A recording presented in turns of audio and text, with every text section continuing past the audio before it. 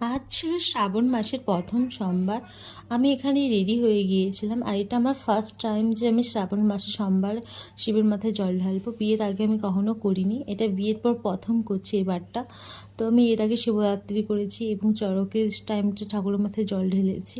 আর আমি এখানে পায়ের হাতে আলতা পরে নিয়েছিলাম, কারণ নাকি যেসব বিবাহিত মেয়েরা আছে কোনো ঠাকুর পুজো বা ঠাকুর স্থানে গেলে তার আগে ষড়শৃঙ্গার করলে খুবই ভালো। তো আমি তাই এখানে সেজে নিয়েছিলাম। তারপর বাড়ির যে মহাদেব বা ভোলেনাথ ছিল তার মাথায় বেলপাতা ও পুজো করে নিয়েছিলাম। তার আগে আমার মা পুজো করেছিল এবং আর বাড়ির সব ঠাকুরগুলো সেখানেও মা ভালো করে পুজো করে যোগাযন্ত্র করে রেখেছিল।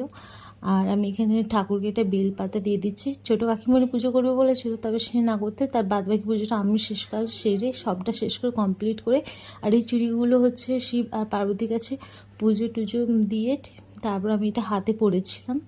আর চুড়ি ভেঙে গা ভাসছে যে চুড়িগুলো পরেছি তাই না, কারণ এটা নাকি পরলে সত্যিই ভালো যারা বিবাহিত মহিলা আছো। তো আর আমি এই যে শাড়িটা পরেছিলাম, এই শাড়িটা আমি বিয়েতে পেয়েছি, যেটা আমার পিসিমণি দিয়েছিল। এটা একটা মারাঠি শাড়ি, আর চুড়িগুলো খুব ভালো লাগছিলো, এর সাথে পুরো মারাঠি সাজই হয়ে গিয়েছিলো। তো আর এখানে হচ্ছে আমার সব যোগাযন্ত্র মা অলরেডি কমপ্লিট করে নিয়েছে, আমি আগের দিন সব কিছু নিয়ে এসেছিলাম। আর হচ্ছে আমি এই যে আসলাম, একটা প্রজাপতি শুধু আমার আগে পিছিয়ে ঘুরছিল বলে মা ফটোটা একটু ক্যাপচার করছিল। আর এখানে আমি একাই ছিলাম মন্দিরের মধ্যে, আরও একজন ছিল, তো আমরা দুজনে মিলেই ছিলাম। ঠাকুরমশাই পুজো করেছিল, অনেকে বারে বারে আসে, একে একে করে জল ঢেলে পুজো দিয়ে চলে আসে। মন্দিরে অতটাও ভিড় ছিল না।